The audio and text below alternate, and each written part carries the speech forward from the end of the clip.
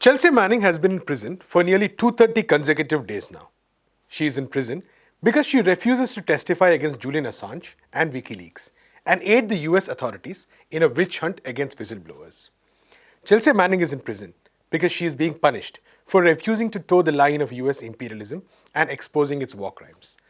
In this episode of Around the World in 8 Minutes, the first of the year 2020, we look at the continuing struggle of Chelsea Manning for justice and other stories of resistance from across the world. Stay tuned.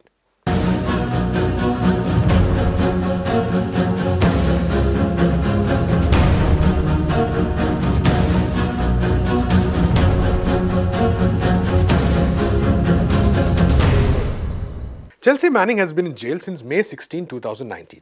Earlier, she was in jail once again from March 8th to May 10th and was released for a brief period after the term of one grand jury expired. She is expected to be behind bars at least till November 2020, when the term of the current grand jury hearing her case expires. In addition to this, she also has to pay a fine of $1,000 for every day she is in prison. In November last year, Neil Smeltzer, the United Nations Special Rapporteur on torture and other cruel, inhuman or degrading treatment or punishment, wrote a letter to the US government saying that Manning's incarceration and the fines she had to pay are the equivalent of torture. The letter was published earlier this week after a mandatory 2-month non-disclosure period. Melzer said that the prolonged coercive confinement that Manning is being put through can affect her mental health the same way torture does. He called on the US government to review the incarceration order and to take corrective measures to end what he called the disproportionate punitive actions taken against her. Chelsea Manning is being imprisoned in order to pressure her into testifying against Julian Assange. Legal provisions permit this if there is a likelihood that she will cooperate due to the nature of the punishment. However, Manning has time and again made it clear that she will not do so, and hence the imprisonment and the fine are rather just a measure to punish her for her brave act of whistleblowing in which she, along with Julian Assange, exposed US war crimes and atrocities in Iraq and Afghanistan. Chelsea Manning had already spent 7 years in prison prior to her imprisonment in 2019. She has reiterated time and again that she has already deposed during the trial she faced. She was sentenced to 35 years in prison in 2013, but was pardoned in 2017. At that point, many sections of the US establishment were unhappy that she was being let go. Now, it seems that the authorities have found a way to keep her behind the bars continuously under false pretenses. Melzer, in his letter, also noted that by setting up a new grand jury each time, Manning could be repeatedly jailed and fined. Despite these attacks, Chelsea Manning has remained resolute. "We may be separated by steel and concrete," she said, through a tweet from her official handle sharing a statement. "But with your love and solidarity, I feel seen and heard and know that I am not alone." The struggle of Chelsea Manning and Julian Assange and all those who are fighting against imperialism, war and injustice continues. We next go to Italy, where leftist political organizations and civil society groups are protesting the arrest and imprisonment of 73-year-old veteran communist and activist Nicoletta D'Osio. She was taken into custody in Turin on December 30th in relation to a 2012 protest against the Turin-Lyon high-speed railway organized by the No TAV campaign. Events were organized across Italy, including in Rome, Pisa, Milan, Bologna and Florence, in solidarity with Nicoletta D'Osio and calling for her immediate release. On January 1st, she wrote from prison, "I'm fine. I'm happy with the choice I made because it is a result of a beautiful and just cause. The No TAV struggle, which is also the struggle for a different model of society and stems from the awareness that the present one is not the only one for the possible world." The Italian leftist organization, Potere al Popolo, Power to the People, condemned the arrest of Nicoletta and added that it would continue to support the No TAV's movement, which is against the militarization of the Susa Valley in the country. The No TAV movement was started in the valley in Italy in 1990 in opposition to the proposed Turin-Lyon high-speed, high-capacity railway project, which is also known as the TAV. The movement questions the viability, cost and safety of the project and its actualization and condemns it for being driven by European construction lobbies.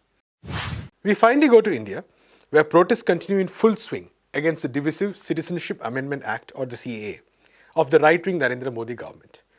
The protests that began in the middle of last month are an attempt by the people to take back the country and provide an alternative to the right-wing Hindu supremacist agenda of the Modi government.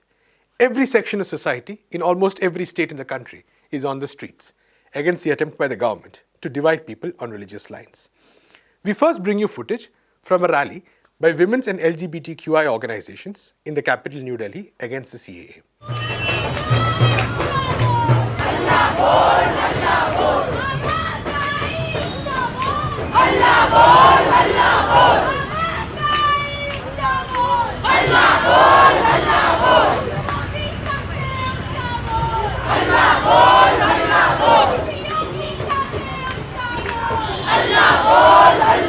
Today we have decided to come together, the women and queer groups and even sex workers organizations. We have decided to come together to tell the government that today we are not asking for protection from rape and this thing. We are saying that this country should remain as a democratic and secular country, and its constitution should be saved.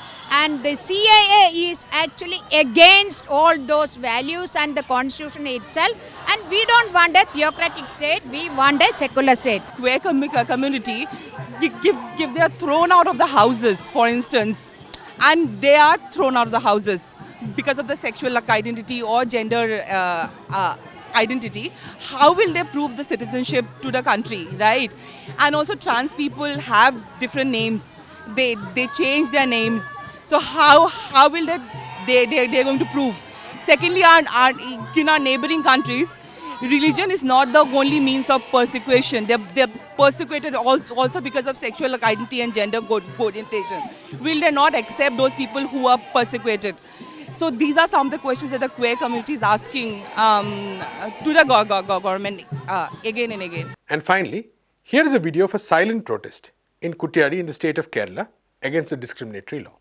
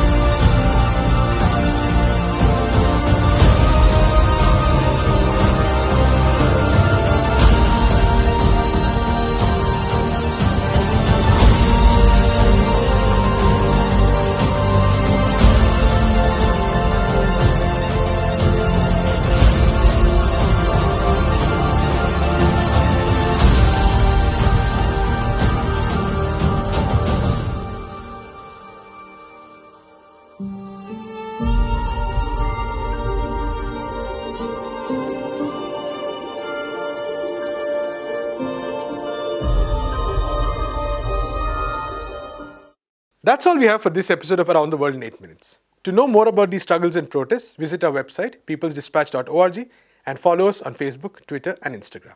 Thanks for watching.